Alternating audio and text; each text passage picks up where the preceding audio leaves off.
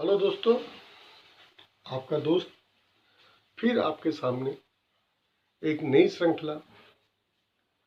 आज का टॉपिक है पुराना टॉपिक, मनुष्य जीवन का ध्येय।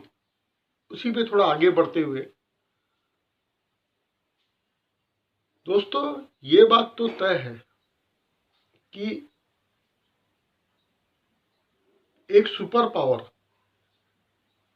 कहीं ना कहीं है, जहां इतने सारे ब्रह्मांड अपने आप चले जा रहे हैं। न्यूटन का एक लॉ है, एनर्जी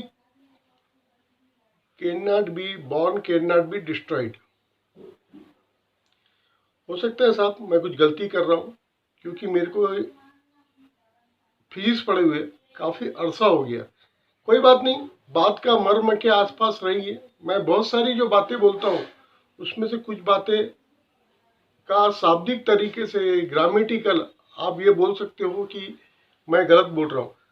सवाल बात का वो नहीं है, सवाल बात का ये है कि उसके पीछे मेरा जो उद्देश्य है वो आप समझने की कोशिश करें। दोस्तों, मैंने पिछले टॉपिक में मैंने आपको बताया था कि मनुष्य जीवन का ध्येय क्या है। आपको मनुष्य जीवन जब ऊपर से मिलता है तो मैंने आपको फिर से उसमें इस टॉपिक में ये बताया था, दो रास्ते, एक स्वार्थ का, एक परमार्थ का। अब दोस्तों, और उससे अपन शॉर्टकट में यदि अपन जाए तो मैं यदि ये बोलूँ कि आपको अपना पेट पालना है, अपना परिवार पालना है, और दूसरा ईश्वर की तरफ जुड़ना है। अब दोनों रास्ते में भी मैंने आपको ये फर्क भी उसमें बताया था कि एक चीज है स्वार्थ की, जो भी आप जितना भी यहाँ पे उसका संचय करोगे वो सब यहीं पे रह जाएगा। जिस समय आपको जो जीवन ईश्वर ने पिछले कर्मों के हिसाब से इस जन्म में आपको जो जन्म मिला है, जो भी आप पल बिता रहे हो अपने पुराने कर्मों के हिसाब से मिली हुई परिस्थितियों में, वो आपका सब कुछ आपकी सांसों की गिनती के साथ एक सेकंड में छूटेगा, और सब कुछ आपके आत्मा छोड़ के इस शरीर को, स्थूल शरीर को छोड़ के निकल जाएंगी। ये हुई आपकी स्वार्थ की रास्ते की कमाई। दूसरा मैंने आपको बताया था परमार्थ। दोस्तों, कई शब्द को मैं जटिल शब्दों में भी बोल सकता हूँ, लेकिन मैं इसलिए इतनी सरल तरीके से बोलता हूँ, ये मैं मान के चलता हूँ कि कोई भी सुनने वाला मुझे सरल तरीके से बातों को समझ पाए और उसको सरल तरीके से ही जीवन में अपना पाए। हाँ, तो मैं अभी फिर से बोल रहा था, दूसरा रास्ता है परमार्थ का, जहाँ आपको ईश्वर को तरफ आपको जाने का मार्ग मिलता है।